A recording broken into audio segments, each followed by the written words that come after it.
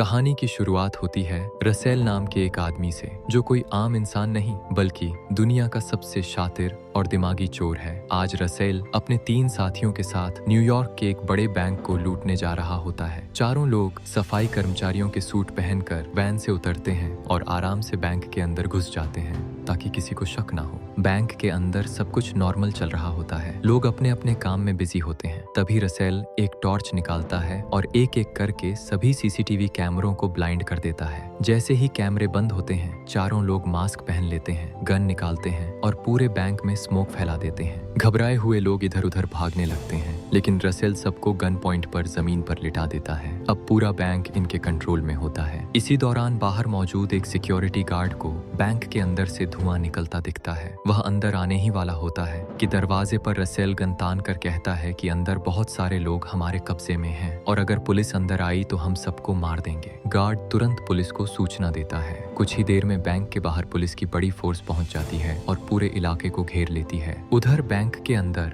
Russell सभी लोगों को लाइन में खड़ा करके उनके मोबाइल फोन जमा करवा लेता है, लेकिन बैंक मैनेजर कहता है कि वह अपना फोन घर भूल आया है। रसेल को शक होता है। वह बाकी फोनों में मैनेजर का नंबर डायल करता है और तभी दरवाजे के पीछे पड़ा फोन बजने लगता है। रसेल गुस्से में आकर मैनेजर को एक कमरे में ले जाकर बेरहमी से पीट देता है। यह देखकर सभी लोगों को समझ आ जाता है कि अगर किसी ने चालाकी की तो उसका अंजाम बहुत बुरा होगा। अब कहानी कट होती है डिटेक्टिव कीथ पर। कीथ एक ईमानदार पुलिस ऑफिसर है, लेकिन उस पर हाल ही में 1.5 लाख गायब होने का इल्जाम लगा होता है। तभी उसे बैंक रॉबरी की खबर मिलती है। कीथ सोचता है कि अगर वह यह केस सॉल्व कर ले तो उसका नाम भी साफ हो सकता है। दूसरी तरफ बैंक का मालिक आर्थर भी यह खबर सुनता है। वह बहुत अमीर और ताकतवर आदमी है। पहले तो उसे फर्क नहीं पड़ता, लेकिन जैसे ही उसे पता चलता है कि डकैती वॉल स्ट्रीट ब्रांच में हुई है, उसका चेहरा उतर जाता है। आर्थर तुरंत मैडलिन नाम की एक चालाक और शार्प माइंड औरत से मिलता है। आर्थर उसे बताता है कि बैंक के वॉल्ट में लॉकर नंबर 300 में कुछ बहुत कीमती रखा है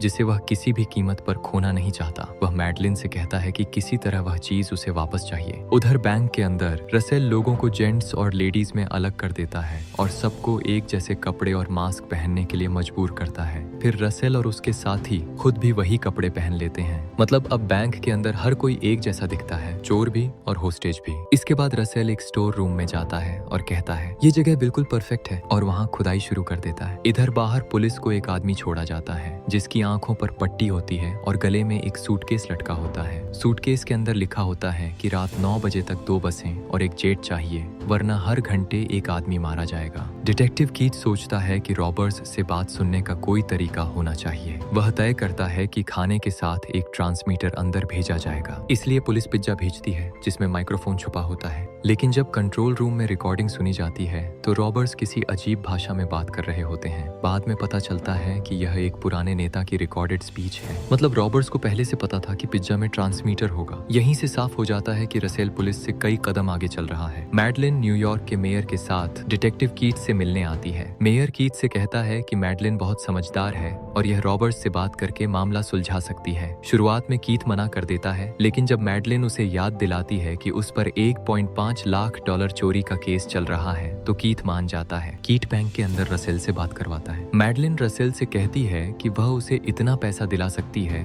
जितना वह इस बैंक से भी नहीं लूट पाएगा। बदले में उसे सिर्फ लॉकर नंबर 392 से कुछ सामान चाहिए। रसेल तुरंत समझ जाता है कि यह महिला उसी लॉकर के लिए आई है। रसेल मैडलिन को एक कहानी सुनाता है। वर्ल्ड वॉर 2 के दौरान एक आदमी ने नाजियों के साथ मिलकर मासूम लोगों को मरवाया और उसी गंदे पैसे से आज वह अमीर बना बैठा है। उसी आदमी के खिलाफ सबूत लॉकर 392 में है। मैडलिन समझ जाती है कि रसेल किसी भी हालत में वह सामान नहीं देगा। वह बाहर लौट आती है, लेकिन कीथ को कुछ नहीं बताती। अब बैंक के अंदर रसेल अपना अगला स्टेप शुरू करता है। कुछ लोगों को अलग अलग कमरों में बंद कर दिया जाता है। रॉबर्ट्स की टीम में शामिल एक लड़की स्टीवी 4 होस्टेज को उठाकर एक कमरे में बंद करती है और फिर खुद चिल्लाना शुरू कर देती है ताकि लगे कि वह भी आम होस्टेज है। असल में रॉबर्ट्स धीरे धीरे खुद को होस्टेज में मिक्स कर रहे होते हैं। उधर बाहर टाइम खत्म हो चुका होता है। रसेल कीथ को कॉल करके उसे बातों में उलझाता है। कीथ समझ जाता है कि यह सिर्फ समय बर्बाद कर रहा है। कीथ फैसला करता है कि वह खुद बैंक के अंदर जाएगा। रसेल उसे अंदर आने की इजाजत दे देता है। अंदर जाकर कीथ देखता है कि हर कोई एक जैसे कपड़ों में है। पहचानना नामुमकिन है कि चोर कौन है और होस्टेज कौन। रसेल उसे एक कमरे में 3 लोग दिखाता है और कहता है कि यह लोग सबसे ज्यादा बदतमीज थे। कीथ देखता है कि सब जिंदा हैं।